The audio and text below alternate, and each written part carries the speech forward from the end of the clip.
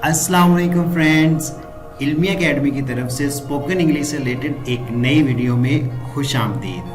Friends, इस video में हम बात करेंगे कि दांतों से मुतल्लिक अल्फाज को इंग्लिश में क्या कहते हैं। तो अगर आप भी दांतों से मुतल्लिक अल्फाज को इंग्लिश में जानना चाहते हैं तो इस वीडियो को एंड तक ज़रूर देखिएगा। वीडियो शुरू करने से पहले अगर आप हमारे चैनल पर नए हैं तो चैनल को सब्सक्राइब करके बेल नोटिफिकेशन को ऑन कर लें ताकि इस तरह की इंफॉर्मेटिव और इंटरेस्टिंग वीडियोस आप तक टाइम टू टाइम पहुंचती रहें। तो चलें वीडियो स्टार्ट करते हैं।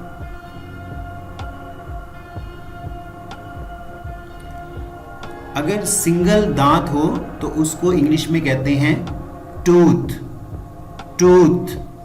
और अगर एक से ज्यादा दांत हो तो उनको इंग्लिश में कहते हैं टीथ, टीथ।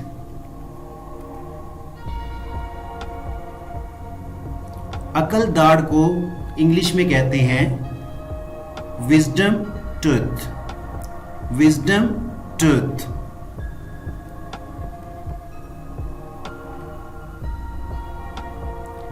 जबड़े को इंग्लिश में जा कहते हैं, जा।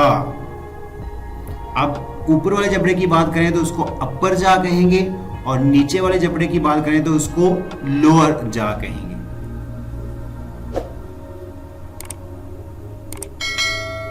सिर्फ दाढ़ को इंग्लिश में कहते हैं मोलर, मोलर।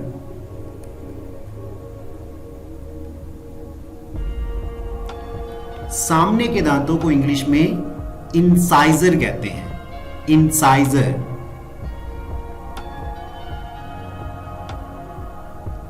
जो साइडों पे नुकीले दांत होते हैं उनको इंग्लिश में केनाइन कहते हैं, केनाइन।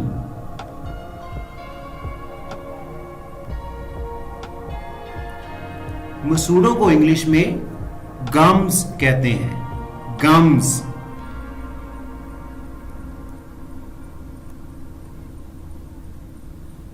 मसूड़ों की सोजिश को इन्फ्लेमेशन, इन्फ्लेमेशन।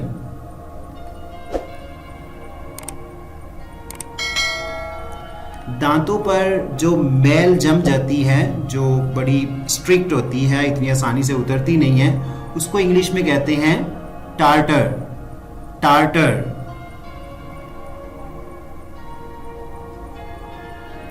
मुंह की सफाई करने को इंग्लिश में कहते हैं ओरल हाइजीन, ओरल हाइजीन।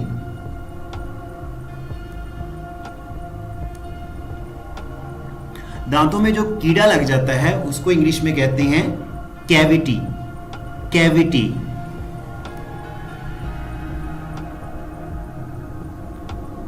मसनूई दांतों का जो पूरा सेट होता है जिसको मसनूई बत्तीसी भी कहते हैं उसको इंग्लिश में कहते हैं डेंचर, डेंचर।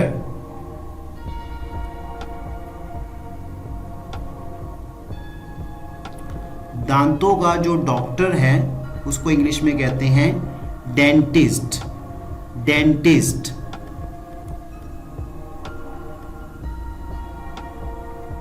दांत के दर्द को इंग्लिश में कहते हैं टूथ एक, टूथ एक।